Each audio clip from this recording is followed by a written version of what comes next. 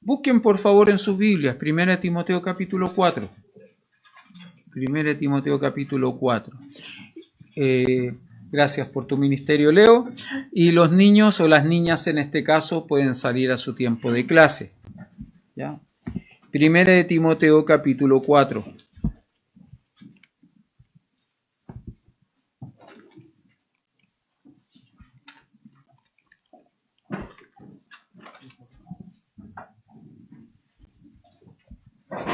Seguimos estudiando este hermoso libro, esta hermosa carta del apóstol Pablo a su amado hijo en la fe, Timoteo, y seguimos en este capítulo. Ya hemos estudiado los primeros 5 versículos, hoy día vamos a intentar llegar hasta el versículo 10.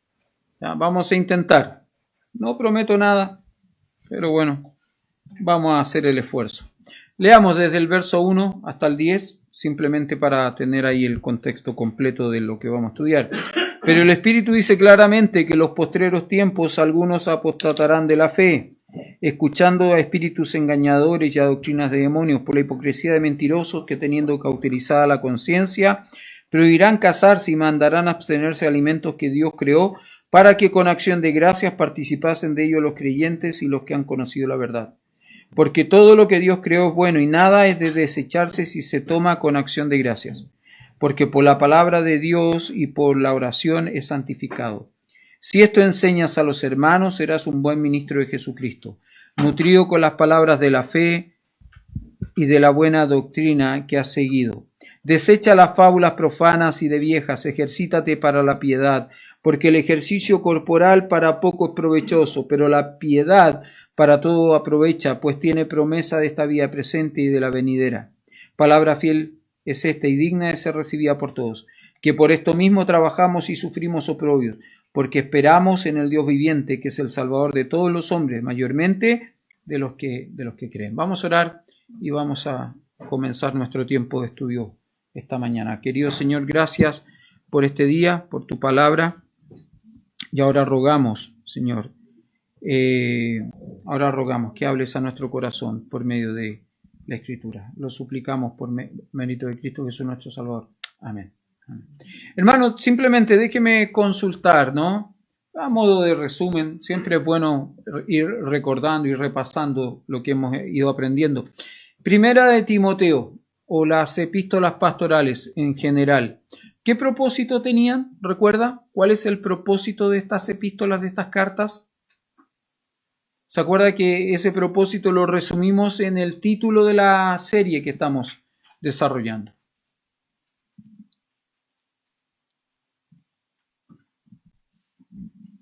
Gracias, hermano, son un manual de conducta. Dijimos que son principios de conducta, ¿dónde? ¿Y qué es la iglesia? La casa de Dios, ¿recuerda? 1 Timoteo capítulo 3, verso 15, ¿sí? Para que si tardo sepas cómo debes conducirte en la casa de Dios, que la iglesia es el Dios viviente, columna y baluarte de la verdad. Estas epístolas, dijimos, tienen el propósito, tienen el sentido de establecer nuestra conducta, cómo debemos de conducirnos dentro de la iglesia, cómo debemos de actuar. Ahora, debemos recordar una cosa, la iglesia no son estos muros. Entonces, cuando decimos cómo debemos de conducirnos dentro de la iglesia, nos estamos diciendo es cómo debemos de comportarnos aquí en el templo. ¿Ah? Hoy día empezamos a estudiar, a leer el libro de Levítico. Y no sé si recuerda, hermano Iván dijo que en el Levítico era el libro donde más se repetía una palabra en particular. ¿Cuál era? Santidad. ¿No es cierto? Entonces, no se trata de que nosotros aquí dentro del templo debemos ser santos. ¿Sí? Aquí somos súper bien comportados, somos personas santas, pero en la vereda para afuera hacemos la de Kiko y Caco.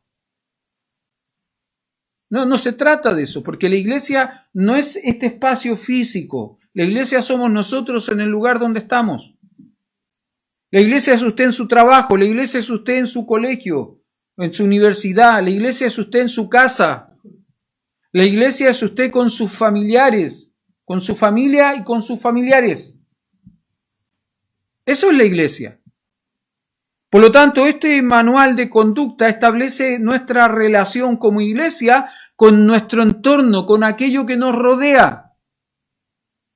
Yo no puedo profesar una vida piadosa, santa en este lugar e ir a un lugar, a una fiesta familiar, ¿no es cierto? Y comportarme como cualquier inconverso con mi familia porque mi familia está teniendo ese tipo de conducta.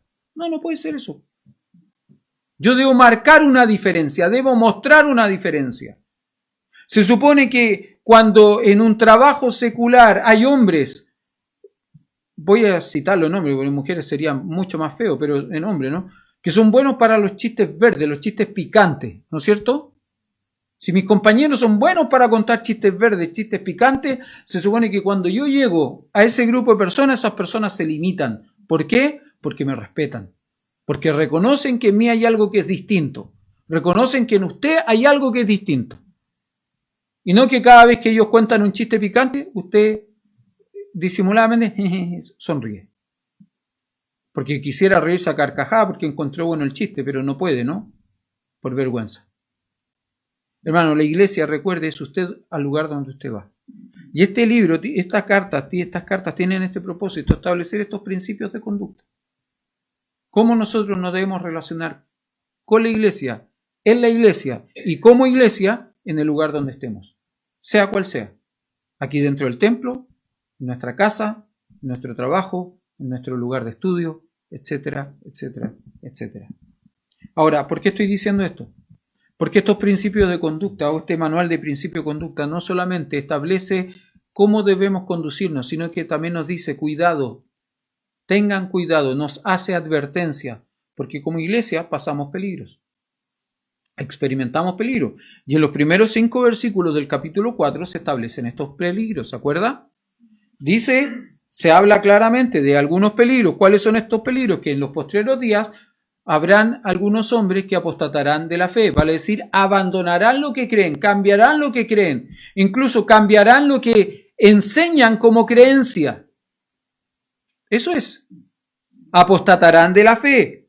Y estos hombres apostatarán de la fe siguiendo, ¿no es cierto?, dice el texto, a espíritus engañadores y a doctrina de demonio. ¿Por qué? Porque dijimos que toda falsa doctrina, toda falsa enseñanza que pone en duda el carácter y la persona de Dios está originada en Satanás el diablo. Tiene su origen en demonios. ¿Por qué? Porque Satanás desde el principio ha sido mentiroso. Desde el principio ha querido cuestionar el carácter y la verdad de Dios. ¿Se acuerda que le decía la semana pasada? ¿Con que Dios os ha dicho no comáis de todo árbol del huerto? Eso es una mentira, pero esa fue el argumento. Fue como Satanás encaró a Eva cuando ¿qué hizo? Cuando la tentó. Ahora, luego dice el texto, ¿no?, cómo se manifestaba esta apostasía, esta falsa enseñanza, esta falsa doctrina, a través de prohibiciones. Prohibiciones que afectaban necesariamente aquellas cosas que Dios ha creado para ser disfrutadas en la santidad de su creación. El matrimonio fue creado para ser disfrutado en la santidad de su creación. No lo digan, por favor, no lo repitan. Espero que mi señora no lo escuche.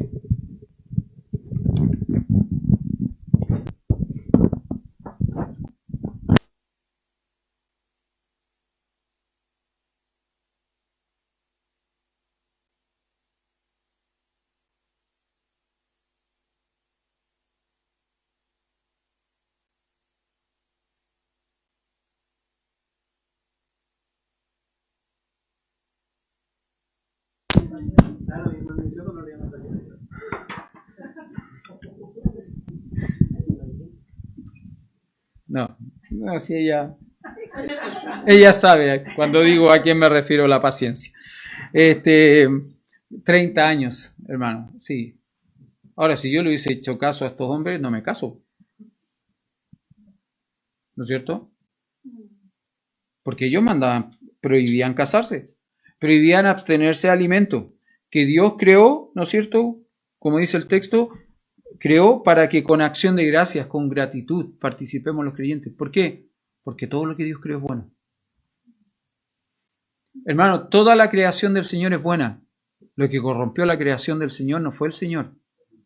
Lo que corrompió la creación del Señor fuimos nosotros con nuestro pecado. Entonces, todo es bueno, lógicamente, si lo disfrutamos y lo tomamos con acción de gracias.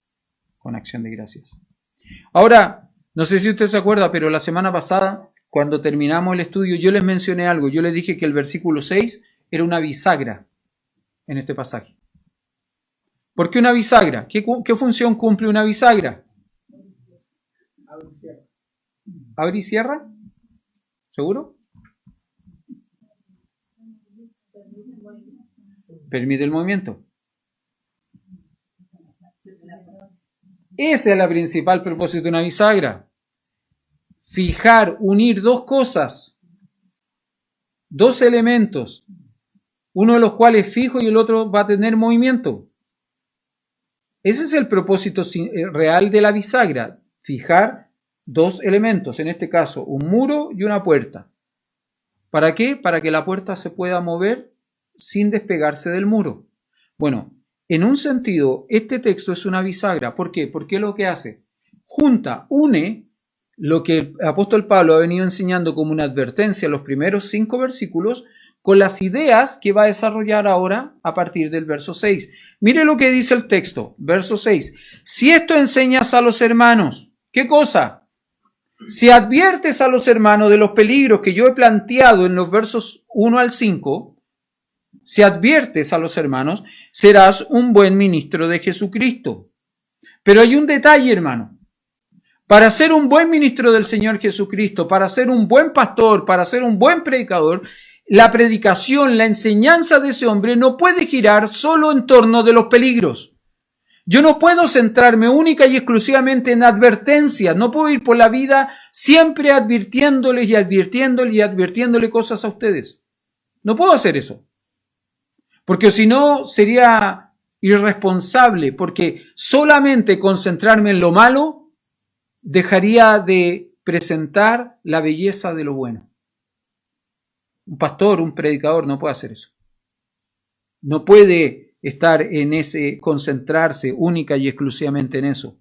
Para ser un buen ministro de Jesucristo es necesario no solamente conocer la mentira o el error, sino también conocer la verdad.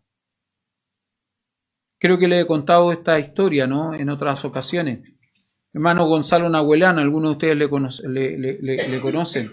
Hermano Gonzalo Nahuelán por algunos años trabajó en el mercado de valores del Banco BCI. Y él tenía que ver continuamente billetes, moneda extranjera, dólares puntualmente. Y cuando él recién entró, para que no lo engañaran, para que él pudiese identificar los billetes falsos, ¿sabe lo que tuvo que conocer? Los verdaderos. Y a él le mostraron y le enseñaron todos los detalles de un billete verdadero. Porque un falsificador, por muy bueno que sea, nunca va a lograr o va a llegar a replicar todos los detalles de la verdad. Nunca. Entonces, ¿qué es lo que hicieron con ellos? Con él y otros compañeros, les mostraron y les enseñaron a identificar correctamente los billetes verdaderos. De manera tal que cuando le llegaba un billete falso, ellos los podían rechazar fácilmente. ¿Por qué? Porque falta esto, porque falta esto otro, qué sé yo. Porque aquí no está bien. ¿Sabe, hermano? Déjeme decirle una cosa. Yo le puedo advertir a usted sobre la mentira, yo le puedo advertir a usted acerca del engaño, le puedo advertir a usted acerca de los peligros. Pero mientras usted no conozca la verdad, siempre va a estar expuesto a la mentira. Siempre. Y el que usted conozca la verdad, no es solamente tarea mía. Porque yo debo presentar la verdad, yo debo enseñar la verdad, pero quien debe conocerla es usted, no yo. Porque yo ya conozco la verdad. Pero usted necesita conocerla. Usted necesita poder identificarla. Fíjese que dice algo interesante. Si esto enseñas a los hermanos, serás un buen ministro de Jesucristo, nutrido con las palabras de la fe y de la buena doctrina que has seguido. Un buen ministro de Jesucristo, queridos hermanos, un buen pastor, un buen predicador, un buen diácono, un buen servidor dentro de la iglesia, ¿sabe qué? Se nutre día a día con la palabra de Dios. Conoce la palabra de Dios, estudia la palabra de Dios, lee la palabra de Dios día a día. Para un pastor no hay nada más frustrante que desafiar a su congregación a conocer la palabra de Dios, a leer la palabra de Dios y no tener respuesta de parte de su congregación, no tener lectura. Yo recuerdo hace algunos años atrás preguntándole a algunos jóvenes en un club bíblico, ¿dónde estás estudiando esta semana? ¿Dónde estás haciendo tu devocional esta semana? Me acuerdo de un joven que me dijo, yo no leo la Biblia, pero estoy leyendo unos libros cristianos muy buenos. Y me citó los escritores, los autores de esos libros cristianos. Y efectivamente, eran buenos autores bíblicos. Eran buenos autores bíblicos. Me citó como 2 o 3 nombres reconocidos, muy de fama, muy famosos, sobre todo en este tiempo, muy de moda, eso quiero decir. Muy de moda en estos tiempos. Buenos autores bíblicos, comentaristas bíblicos, bueno. Pero no es lo mismo leer un comentario que leer la palabra. Porque el Espíritu Santo inspiró la palabra de Dios, no inspiró los comentarios. Porque el Espíritu Santo arroja luz, nos ilumina para comprender la palabra de Dios, no comentarios bíblicos. En otra ocasión le pregunté a un joven, oye, ¿dónde estás leyendo tú la Biblia? ¿Aquí estás leyendo la Biblia? Y me dijo, no, pastor, yo no leo la Biblia porque me aburre. Supuestamente era creyente, ¿no? Supuestamente. Esa respuesta a mí me hace dudar, sinceramente, si la persona es o no es creyente. Porque ¿cómo a un hijo de Dios le puede aburrir la palabra de Dios?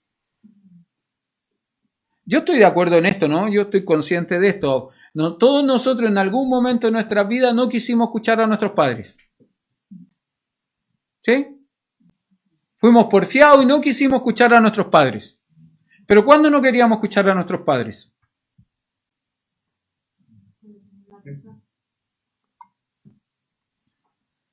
Cuando nuestros padres tenían la razón, cuando nuestros padres nos tenían que corregir, cuando nuestros padres nos tenían que hacer advertencias. Cuando mi papá a mí me decía, hijo, te amo, te quiero regalar 1.000 pesos, en esa época era mucha plata, 1.000 pesos. Cuando mi papá me decía, hijo, te amo, te quiero regalar 1.000 pesos, yo estaba feliz de escucharlo. Po. Pero cuando yo le decía, papá, quiero ir a hacer tal cosa, y mi papá me decía, no, yo ya no quería escucharlo. Y como no quería escucharlo, no le preguntaba, ¿no? Si yo hago el paralelo entre esa figura con un hombre, una mujer que dice que es una hija de Dios, pero que no quiere leer la palabra de Dios porque le aburre, ¿qué debo entender?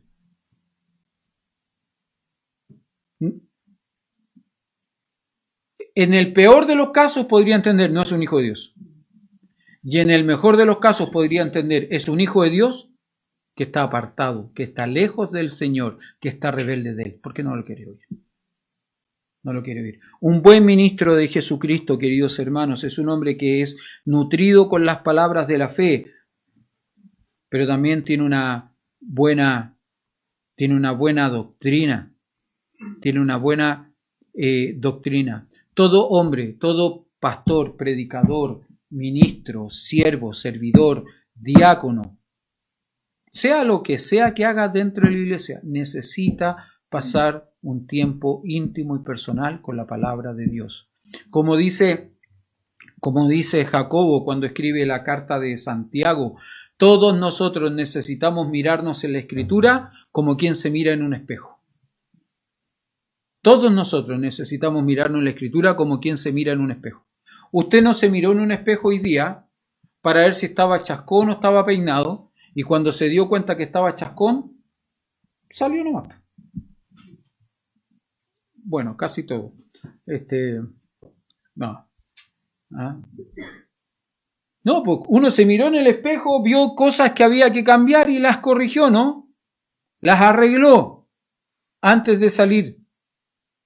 Nosotros debiéramos hacer lo mismo con la palabra de Dios. Mira lo que dice lo que dice Santiago, capítulo 1, verso 22 al 23. Pero sed hacedores de la palabra y no tan solamente oidores, engañándoos a vosotros mismos.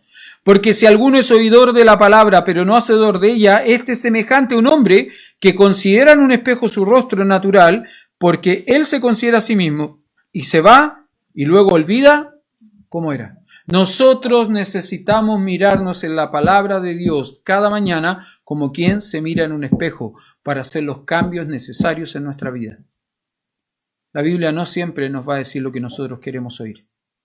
La Biblia no siempre nos va a mostrar aquellas cosas que a nosotros nos gusta que nos muestren. Pero la Biblia, porque es una espada de 2 filos que penetra hasta partir el alma, los tuétanos, las coyunturas, lo más íntimo de nuestro ser, que discierne nuestro interior, que nos conoce bien, porque es una palabra viva y ya tiene la capacidad de mostrarnos aquellas cosas que no están bien y de cambiar aquellas cosas que no están bien. Por eso que un hombre, un buen ministro del Señor Jesucristo necesita ser un hombre nutrido en las palabras de la fe, que conoce la doctrina verdadera. Salmo 25, verso 14 es un lindo salmo, un hermoso salmo. Le animo a que lo lea y que lo pueda memorizar si quiere. Sería lindo desafío memorizar este salmo. Dice lo siguiente: la comunión íntima de Jehová es ¿con quién? Con los que le temen. Pero no termina ahí. El salmo dice lo siguiente: y a ellos hará conocer su pacto.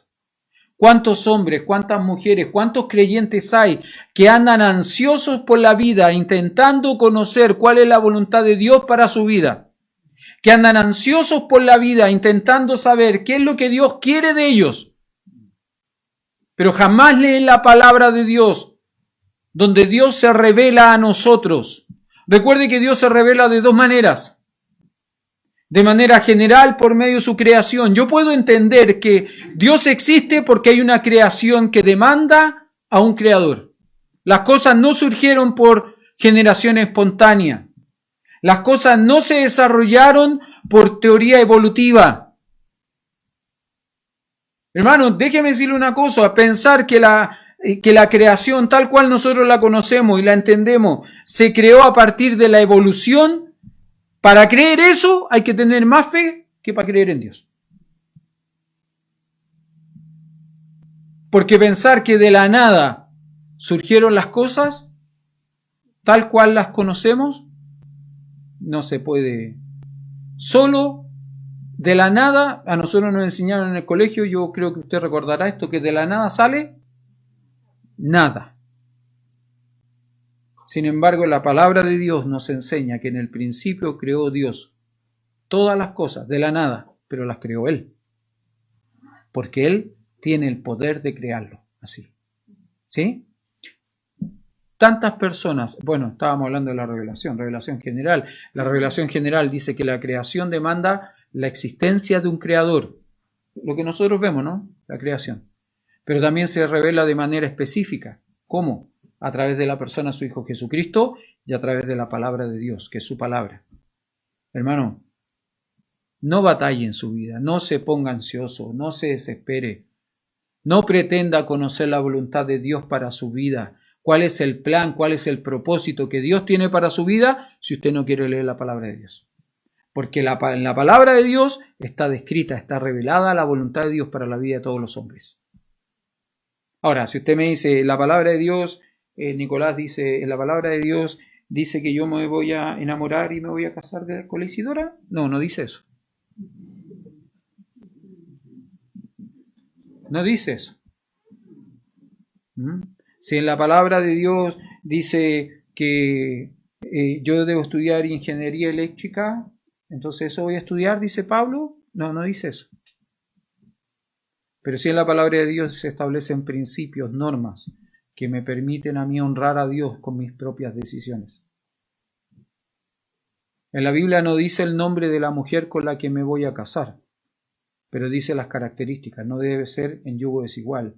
Yo no me puedo casar como creyente con una incrédula. Y si yo tengo un plan, yo tengo un deseo de honrar y servir a Dios, no puedo casarme con una mujer que no tiene ese plan ni ese deseo. ¿Por qué no vamos a compatibilizar? Vamos a salir los dos juntos de la casa, yo apuntando hacia Arica y ella apuntando hacia Punta Arenas. Nunca nos vamos a encontrar. Eso es. Eso es. Si no es problema con que alguien quiera ir a Punta Arenas. El tema es que los dos tienen que querer ir a Punta Arenas y no uno a Arica y el otro a Punta Arenas. Ese es el tema. Ese es el principio. ¿Por qué? Porque ¿qué enseña el principio? Que nosotros debemos honrar al Señor con todo lo que hacemos. Porque todas las cosas fueron creadas por medio de Él y para Él. Ese es el principio que debe regir ese concepto de voluntad, ¿no? Ese es el principio. Luego, fíjese lo que dice el apóstol Pablo a partir del verso 7 dice: desecha las fábulas profanas y de viejas, ejercítate para la piedad. A mí me llama la atención, siempre me ha llamado la atención este texto, sobre todo en la frase y de viejas. Ahora usted tiene que entenderlo en el contexto. Entiéndalo en el contexto. Pablo le está escribiendo a un hombre que está sirviendo en una ciudad que culturalmente, ¿qué influencia tiene?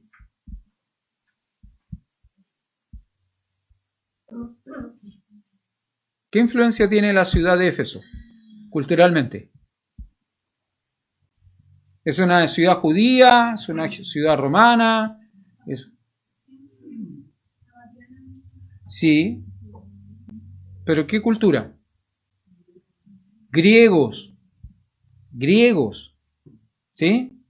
Ahora, los griegos, ¿se acuerda que en el estudio de esta carta yo he manifestado, he expresado esto, ¿no? Los griegos tenían una característica, amaban el conocimiento, la filosofía. ¿Se acuerda que dijimos que filosofía significa eso? Amor por el conocimiento o por la sabiduría. Filo, amor, fileo, amor. Es una palabra compuesta. Sofía, conocimiento, sabiduría. Filosofía. Bueno, estos hombres amaban la filosofía. Y como amaban el conocimiento, ¿qué es lo que pasa? ¿Qué es lo que pasaba? Ellos fueron desarrollando una serie de pensamientos. Recuerde, por ejemplo, cuando nosotros, si yo le digo lo siguiente, yo le hablo de Aquiles, si les hablo de Diana, de los Efesios, si le hablo de, ¿cómo se llamaba? Helena. Son personajes, no una película, mitológicos. Mitología. ¿Qué es la mitología? Cuentos. Lo que acá dice, fábulas. Si yo le hablo de la Pincoya, ¿de qué le estoy hablando? No me van a decir de un personaje de la tele, ¿no? ¿Ah? Mitología. Por ejemplo, en nuestro país, ¿cómo se llama? Chiloé tiene mucha mitología, ¿no es cierto? Me acuerdo que una vez leía con David para el colegio, estábamos leyendo sobre una culebra en Chiloé que da pie, Caucao, el Caucao. ¿Hay los chilotes de allá al fondo? ¿Cómo se llama la culebra que Caucao, ¿no? Algo así. Sí, una cuestión así.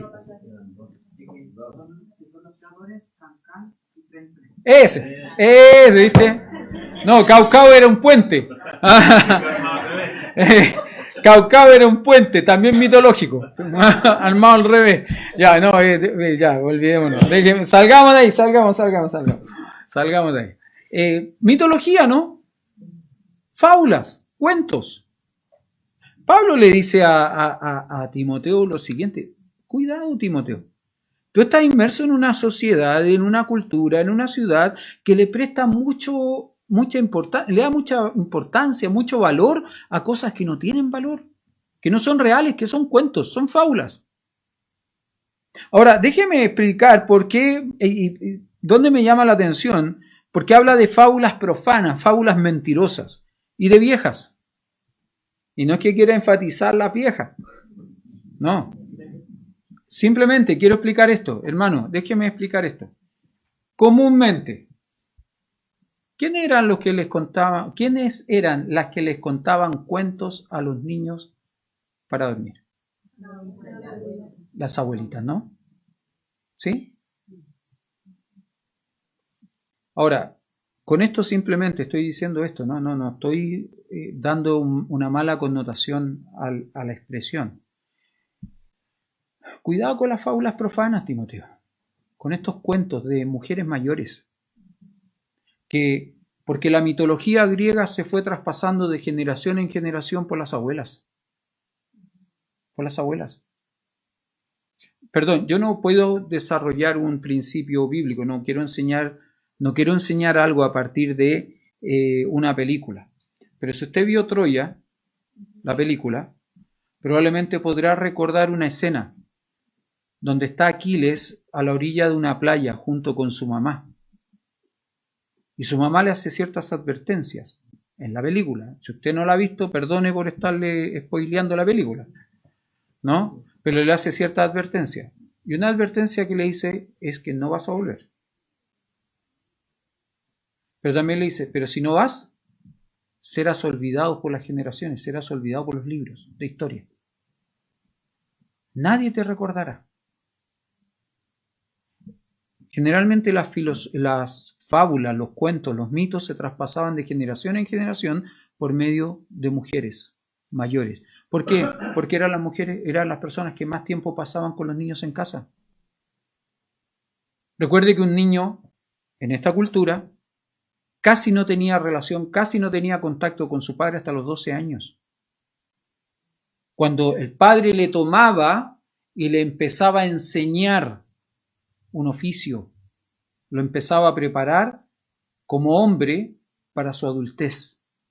Pero hasta los 12 años, comúnmente en esta cultura, estaban al cuidado de su madre y de una mujer que preparaba los alimentos. Por lo tanto, estaban ahí, ¿no? El mismo Timoteo fue preparado, fue enseñado en la fe, ¿por quién? Por su madre y por su abuela. Hermana, déjeme simplemente decirle, ¿usted tiene el privilegio de ser abuela? ¿Tiene todavía niños pequeños? ¿Sí? Prepare el corazón de ese niño para encontrarse con su Salvador. Prepare el corazón. No le cuente cuentos. No le cuente acerca de Hansel y Gretel, acerca de la Caperucita Roja, ¿no es cierto?, de los tres chanchitos y el lobo. No le cuente de eso. No le cuente de eso. Háblele de la historia de la creación. Háblele de Noé y el diluvio. Háblele acerca de José. Cuéntele la historia de David y Goliat. Cuéntele cómo el Señor Jesús sanó a un paralítico, a quien trajeron 4 amigos y lo bajaron de un techo. Cuéntele la historia bíblica. ¿Sabe para qué? Para ir preparando su corazón para cuando él tenga un encuentro personal con Jesucristo. A veces le contamos historia universal, a veces les contamos historia local, un montón de historia. A mí me gusta hablar con mi hijo porque a él le gusta conocer de la historia. ¿Será que a mí me gusta la historia? Entonces cada cierto tiempo hablamos, ¿no? Y él me va pidiendo explicación y me va preguntando cosas, qué sé yo. Y generalmente cuando por ahí de pronto andamos en algún mall, si encuentra una librería de estas librerías grandes, él se mete y empieza a buscar libros de historia, pero de historia más contemporánea. ¿Le gusta eso? ¿Le gusta? A mí me encantaría que él quisiera leer más la Biblia que esos libros de historia. ¿Se entiende, no? Conoce mi historia. Me gustaría más eso. Si usted tiene hermanas, nietos, si tiene el privilegio de ayudar y participar en la crianza, prepare el corazón de su nieto para su encuentro con el Salvador. Sigue el texto, desecha las fábulas profanas y de viejas, insisto con eso. Ejercítate para la piedad. Y él de nuevo toma el ejemplo de la cultura. Los griegos no solo amaban la filosofía, también tenían un culto por el cuerpo.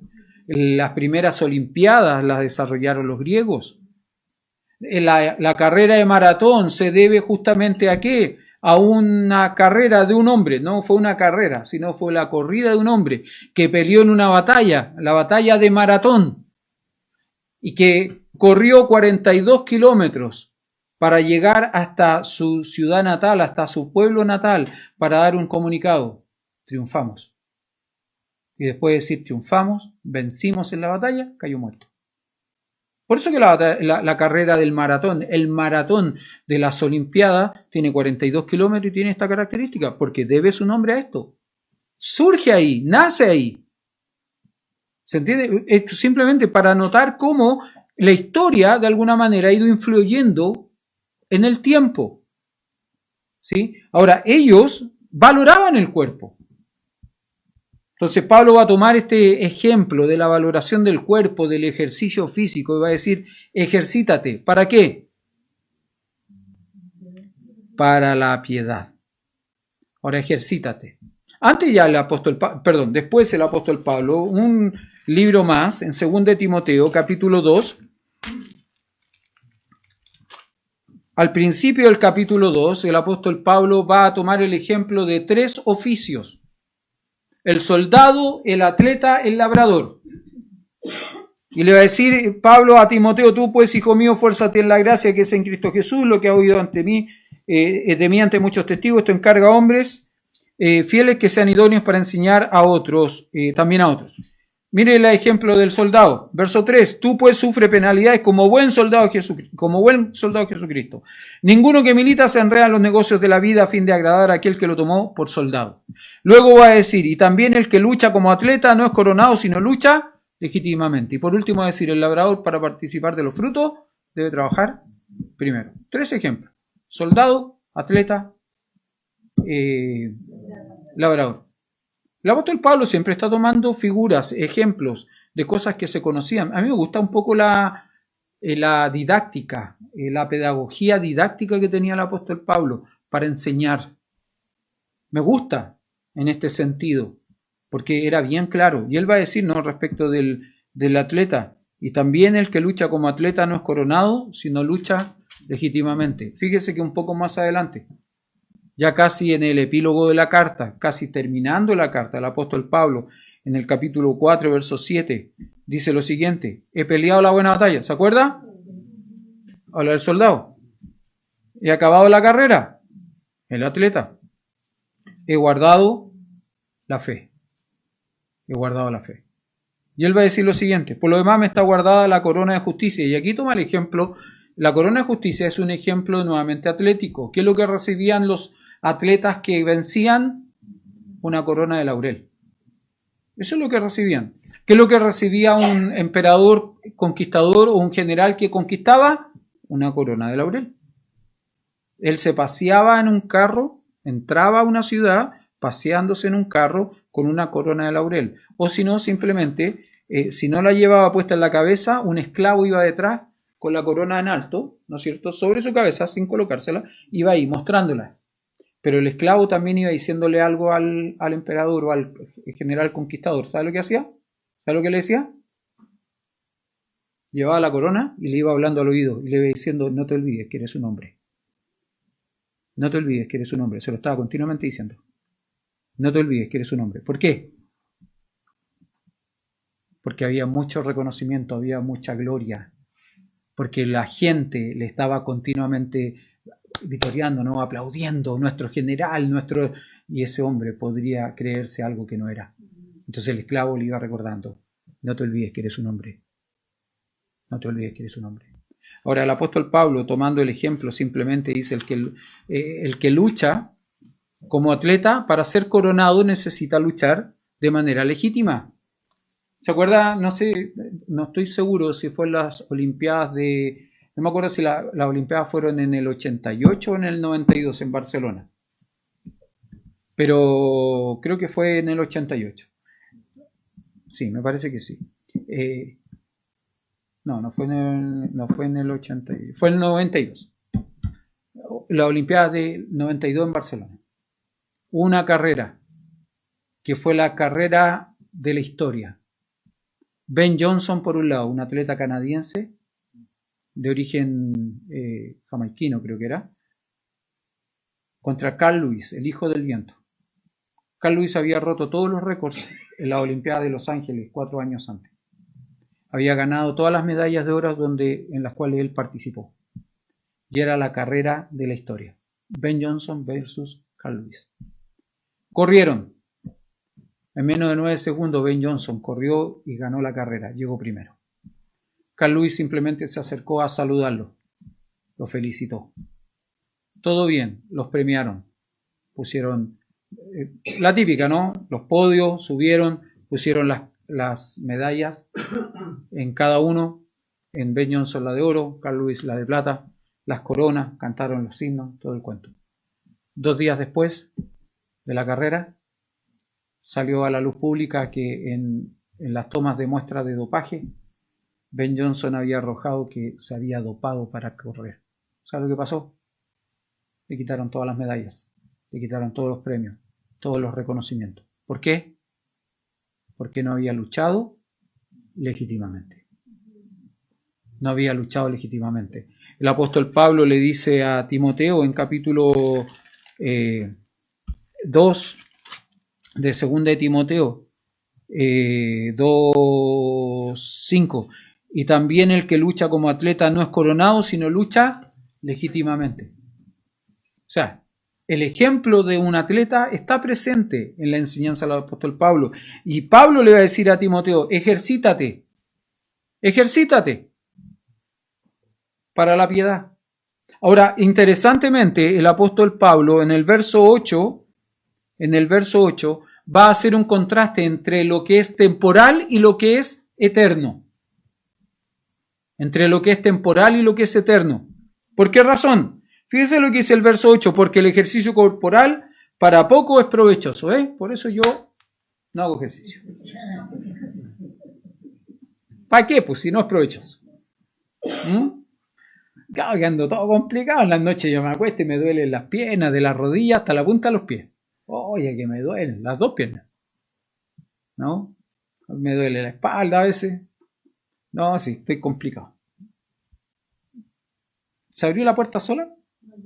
Ah, ok, está bien, ¿no? Que pensé que iba a entrar gente que yo no quería que escuchara lo que estoy diciendo. ¿Ah?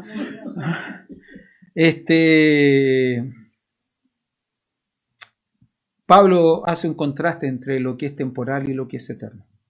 Fíjese lo que dice, verso 8, porque el ejercicio corporal para poco es provechoso. ¿Es malo ejercitarse? No.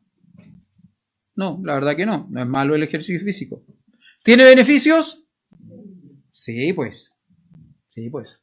Un hombre que se ejercita mejora su calidad de vida. Un hombre o una mujer que se ejercita mejora su calidad de vida. Déjeme decirle una cosa, un pastor que hace ejercicio prolonga su año de ministerio.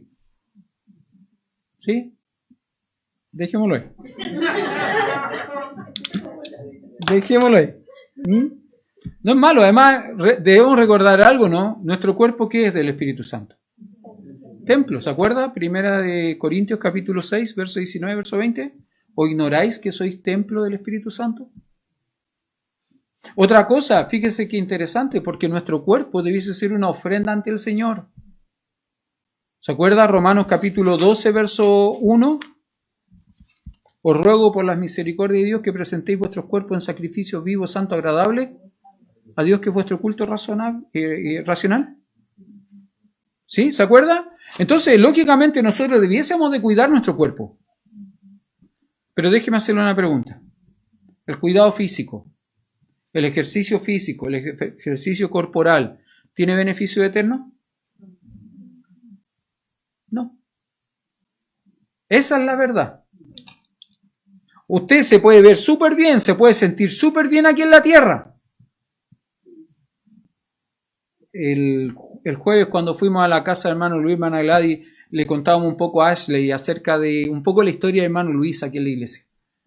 Yo le contaba cuando el hermano Luis llegaba en la silla de ruedas, qué sé yo, y cuando después de un tiempo de ir al hospital allá arriba en Peñalolén, le hicieron su prótesis. Y el primer día que llegó acá, sentado en su silla de ruedas con la prótesis, y que molestábamos a la hermana Gladys, ¿se acuerdan? Los más antiguos, ¿no? La molestábamos, que la hermana Gladys andaba celosa ahora porque tenía otra pierna, una pierna nueva. ¿Se acuerdan que molestábamos a hermana Gladys? O hermano Luis, cuando salimos le decíamos, ya voy viejo, te echo una carrera, le decía yo.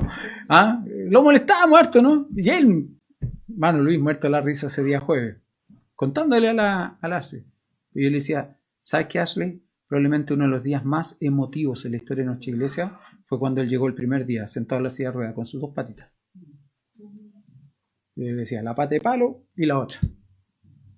Y nos paramos a cantar una canción, no me acuerdo cuál era, ni me acuerdo ya cuál era. Está lo mismo. Estábamos cantando. Y el viejo fijó la rueda con el freno de la silla de ruedas, y como pudo, se apoyó, se paró, y se paró en sus dos piernas. Por primera vez a cantar. Y él decía, es probablemente ese uno de los días más emotivos en la historia de nuestra iglesia. Le decía, y probablemente casi todos los que estábamos ahí ese día, cuando lo vimos de pie, nos impactamos, nos pusimos a llorar. Y terminamos cantando, llorando. ¿Sí? Déjeme decirle esto. Cualquiera de los jóvenes de nuestra iglesia, atléticos, jóvenes profesores de educación física, usted sabe que en medio nuestro tenemos varios, es impresionante que tengamos tanto profesor de educación física en esta iglesia y que algunos estemos en el estado en que estamos. Eso es, ese es un pecado de ellos, le digo altero. Pero déjeme decirle una cosa, vamos a llegar al cielo.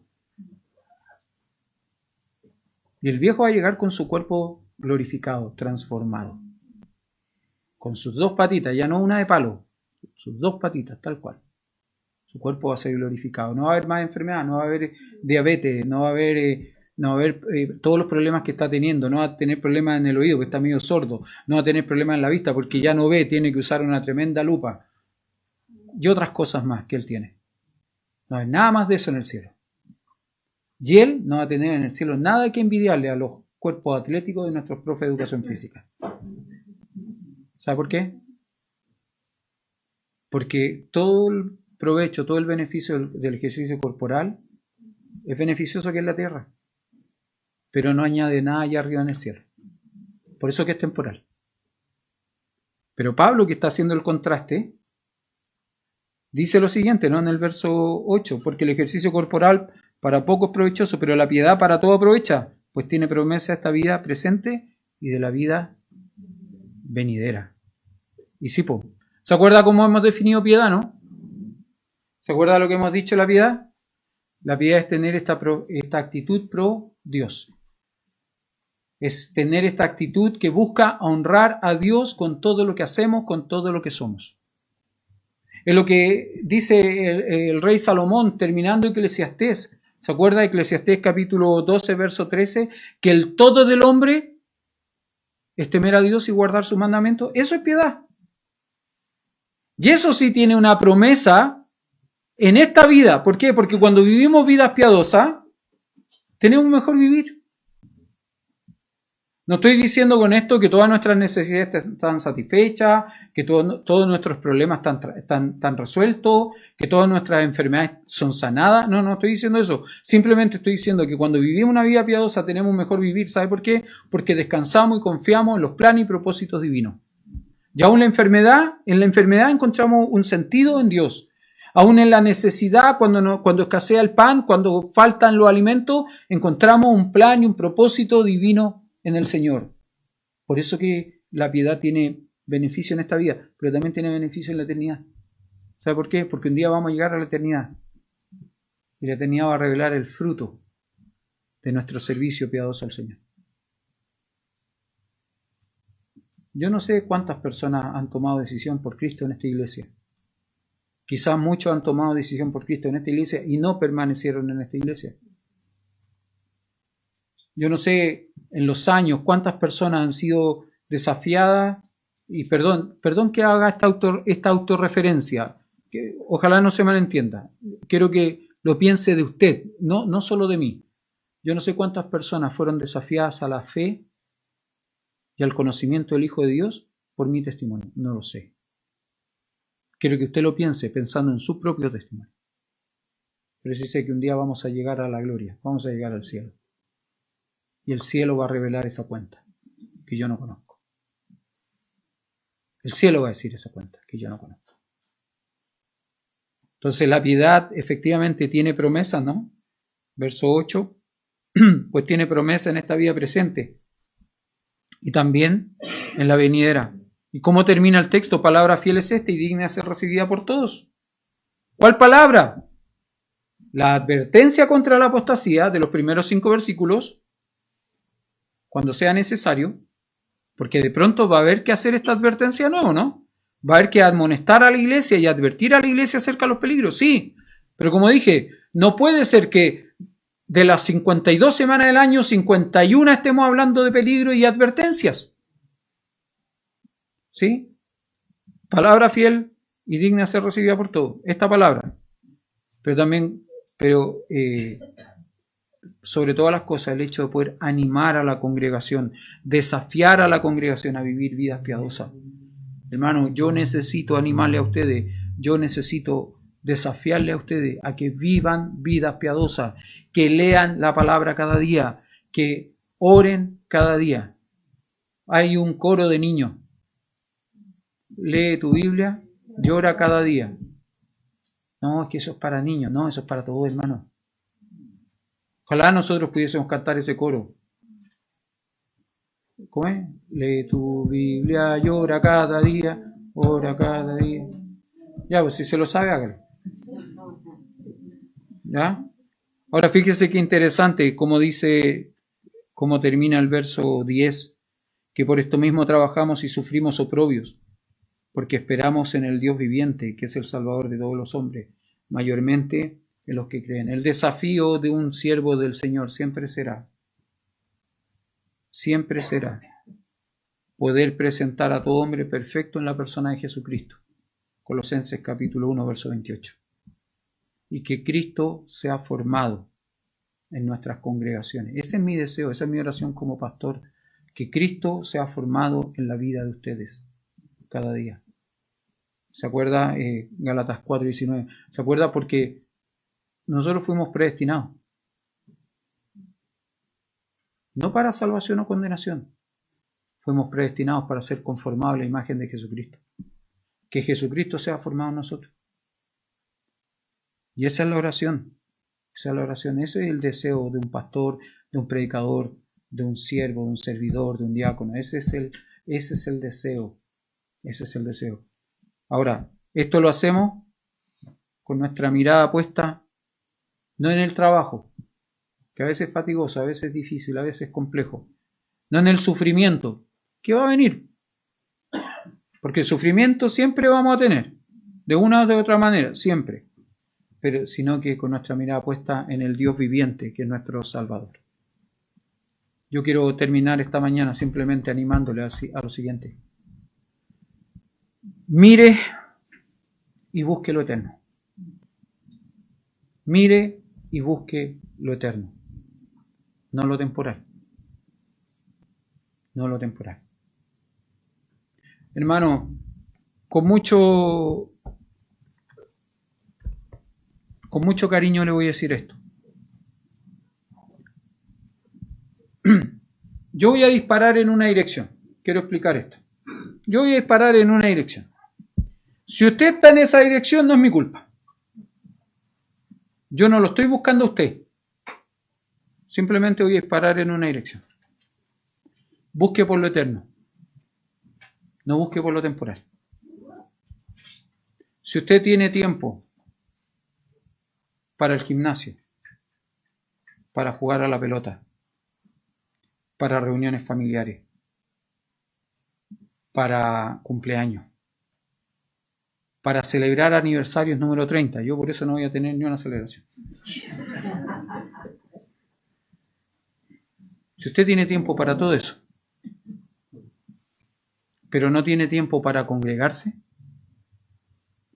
si usted tiene tiempo para ir al mall y no tiene miedo de ir al mall, de contagiarse, de enfermarse, de los peligros que hay en la calle, si usted tiene tiempo y no tiene temor de eso, pero tiene miedo de ir a la iglesia para congregarse con sus hermanos y tiene miedo de contagiarse con alguna enfermedad, algo no está haciendo, algo no está bien.